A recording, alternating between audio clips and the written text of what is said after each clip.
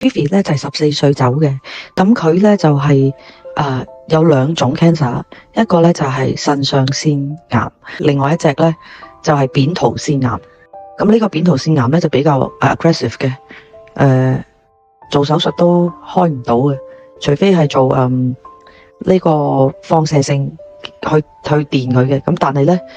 呢個都唔係一個 option 嚟嘅，因為佢每個禮拜要做1至3次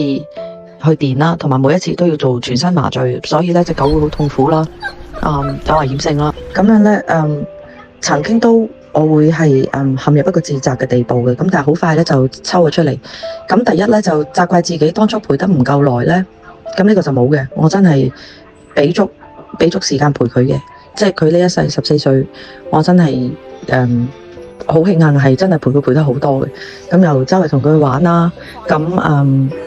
游水啊，kayaking 啊，甚至係嗰陣時香港曾經有一個雪場咧，喺將軍澳係俾啲狗狗去玩雪嘅，咁我都成日一夏天就成日都帶佢嗰度玩雪嘅。咁呢個我就冇自責嘅，我真係問心，我真係陪咗佢100%嘅。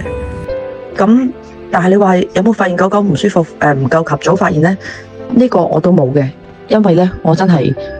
好細心。點解會當初發現佢有呢個腎上腺癌咧？